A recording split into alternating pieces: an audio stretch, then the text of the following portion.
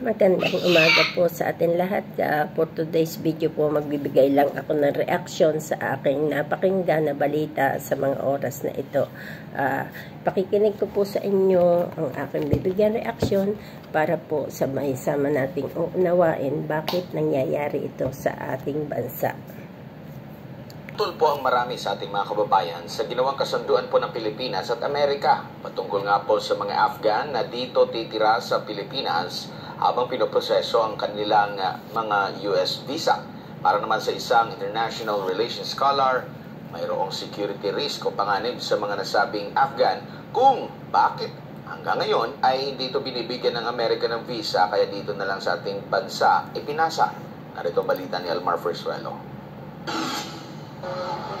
Ayon sa United Nations High Commissioner for Refugees or UNHCR, nasa mahigit 10 milyong individual sa bansang Afghanistan ang walang tirahan. Ang iba naman ay nakikipagsapalaran sa ibang bansa. Base sa datos ng pag-aaral ng UNHCR, ang Afghan refugees ang pangatlo sa pinakamalaking bilang ng mga populasyon na walang tirahan. Una rito ay mga Syrian at sumunod ang Ukrainian refugees.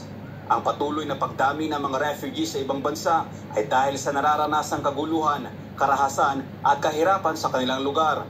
Dito lang Martes, Agosto 20, naglabas ng pahayag ang Department of Foreign Affairs o DFA patungkol sa kanilang pagsang-ayon sa kagustuhan ng Estados Unidos na tanggapin ang Afghan refugees dito sa Pilipinas. Base sa pahayag ng DFA, nagkaroon ng kasunduan ng gobyerno ng Pilipinas at ang Estados Unidos na dito ipoproseso ang Special Immigrant Visas o SIVs ng mga Afghan refugees. Ngunit, sang-ayon kaya dito ang ating mga kababayan? Dapat kinukonsulta mo na yan. Yan po ang ating bibigyan ng reaksyon. Nakinig naman po ninyo yung balitang yan. Hindi ba naiisip ng ating presidente na ang ating bansang Pilipinas ay na mahirap na po? Marami na naghihirap, marami nagugutom. Hindi lang nila naintindihan dahil hindi sila bumababa sa grounds. Hindi nila alam kung anong nangyayari talaga sa mga Pilipino. Kung sila ba'y kumakain pa, sila ba'y nakakapagpa-hospital pa. Rami na pong crisis na nararanasan. Pagtapos, wala naman pong masama kung talagang yan ay dapat. Pero sa panahon po natin ngayon, ang Pilipinas po ay naghihirap, tatanggap ka pa, madadagdagan po yung kahirapan na mararanasan ng mga Pilipino. Kami nga pong OFW, halos ayaw na naming umuwi sa bansang Pilipinas dahil sa kahirapan. Dahil kung kami uuwi, madadagdag pa kami sa mga paakainin o sa mga pangangailangan sa Pilipinas. Kaya kami po na mga OFW nagtitiis na mapalayo sa aming pamilya para masuportahan namin ang aming mga pamilya. Kaya sana po maisip ninyo, Pangulong Marcos, kung ano ang dapat gawin. Wala pong masamang tumulong, pero ang unahin nyo pong tulungan ay ang mga Pilipino na naghihirap. Mga Pilipino na talagang halos ang kinakain ay kamote, lalo na po yung mga lugar na talaga ng walang pagkakakitaan. Sana po magkaroon kayo ng puso na harapin ang talagang problema ng bansa bago kayo tumulong. Kapares nga po ng isang pamilya. Di ba ang magulang, siya naghahanda para sa kanilang mga anak. Kayo po ang ama ng Pilipinas. Kayo po ang dapat gumagampan ng tungkulin para sa inyong mga anak. Kami ang mga Pilipino po ay dapat yung ituring na anak.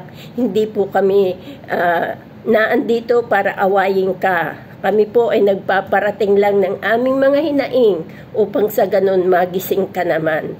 Alam nyo po, marami na naghihirap. Hindi namin maintindihan bakit mo gagawin yan, bakit makikikuha ka ng mga obligasyon na hindi mo naman kayang gampanan. Yung mga obligasyon mo nga po sa mga Pilipino, hindi mo nagagampanan, kukuha ka pa ng ibang tao. Unahin mo muna ang iyong nasa bakuran bago ka lumiban sa kabilang bakuran para tumulong. Sana magampanan mo po yan nang sa ganun mabago ang buhay ng mga Pilipino sa Pilipinas. Kaya ako'y nananawagan bilang isang OFW, gampanan mo ang iyong tungkulin para sa mga Pilipino at mahalin mo ang mga Pilipino dahil ang mga Pilipino ang kadugo mo. Ang mga Pilipino ang dapat mong bantayan para maproteksyonan ang lahat ng mga Pilipino sa bansang Pilipinas. Magising ka nawa sa iyong pagkakatulog at nang sa ganun, magkaroon ng bagong Pilipinas na tinatawag mo, na binago mo ang bansang Pilipinas, halip bansang Pilipinas, ginawa mo bagong Pilipinas. Ito ba talaga ang bagong Pilipinas? Ang pahirapan ang mga Pilipino? Magising ka nawa sa pagkakatulog o sa bangungot na dinadanas mo. Dahil maling-mali na po ang inyong ginagawa sa mga Pilipino. Sana po ikaw ay maging isang ama para sa mga Pilipino at tumayo ka bilang Pilipino para sa Pilipinas. Maraming salamat sa panonood ng bidyong ito. Nawa po ay magkaroon tayo ng pagkakaisa na lahat na nagmamahal sa bansang Pilipinas. Masakit pong tanggapin na ito yung ating dinaranas sa ngayon. Ito po ay para sa mga kabataan sa susunod na henerasyon. Hindi na po sa amin na kapares ko na mayroong edad na nagtitiis sa malayo para sa aking mga anak dahil ayokong nakikita ang aking mga anak na naghihirap.